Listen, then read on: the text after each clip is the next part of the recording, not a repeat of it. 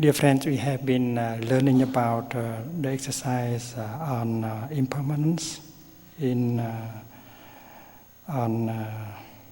interbeing, and on Nirvana. And the day before yesterday, I said that touching Nirvana is not something vague, abstract. And that is something we can do it in the present moment. It is the Buddha who said that Nirvana, you can touch it with your own body.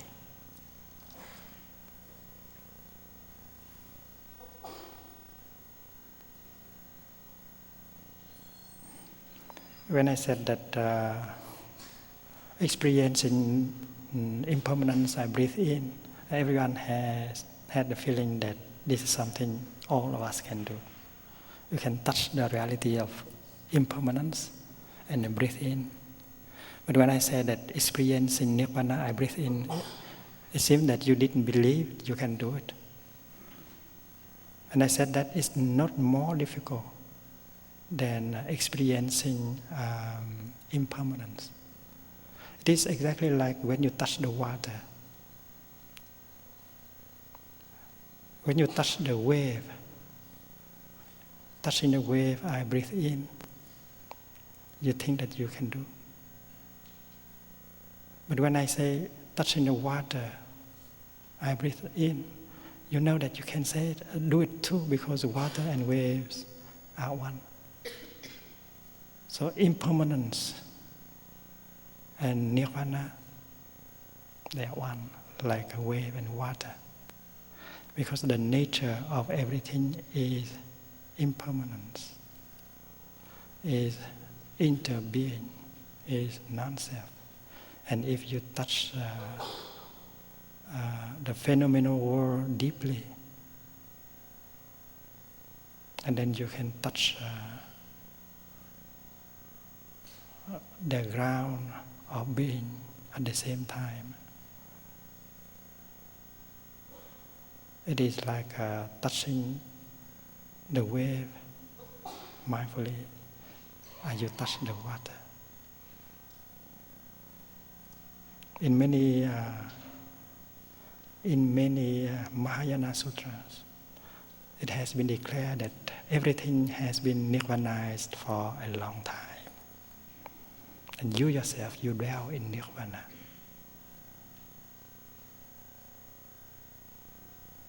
Your true nature is no birth, no death, no being, no non-being. Because Nirvana is the extinction of all these kind of ideas and notions. First of all, the notion of birth and dying.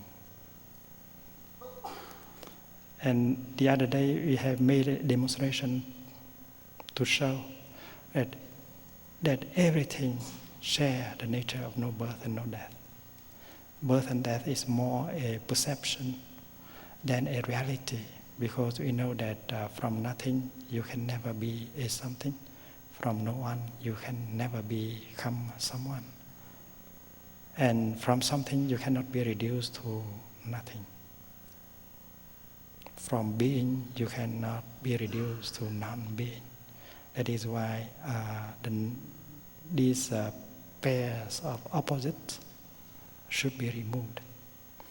Birth, death, being, non-being. The other day I said that to be or not to be, that is not really the question. The question is whether you can touch the nature of interbeing in order to be aware that you are free of birth and death, and being and non-being. And then there is the notion of coming and going. Where have I come from and where shall I go? That is a philosophical question also. But according to this teaching, you come from nowhere and you go nowhere. You are just manifested when conditions are sufficient. And when conditions are no longer sufficient, you don't have the perception that you are. And you may think that you are not.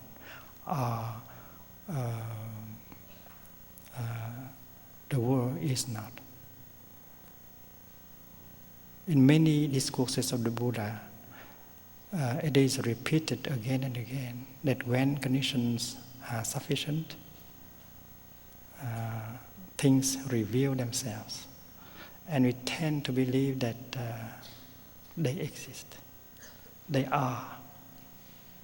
But when one of the conditions is lacking and things do not manifest themselves, and we are inclined to think, to believe that things do not exist, there is non-being. And that is why the term that is more used in the Buddhist literature is the term manifestation.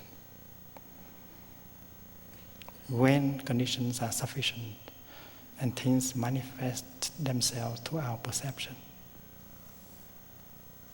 And when we do not see, do not perceive, it does not mean that non-being is there.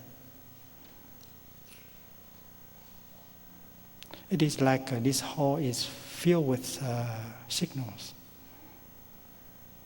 television programs, colors, images, and sound. But because we don't have a machine to capture this signal, that is why we have the impression that nothing is there. But if we have a television post, one condition more, and then we begin to see the sound, the colors, the form, and so on. So it's not because they don't manifest that we can describe them as non-existing, of non-being. Our perception is like that. Therefore, the term being and non-being, birth and death, are just notions. They cannot be ascribed to reality.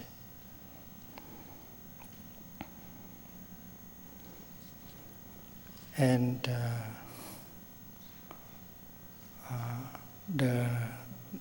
another pair of opposites, one and many.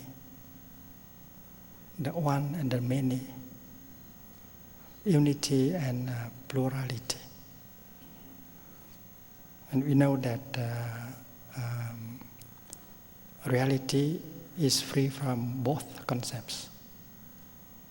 It is one or it is many.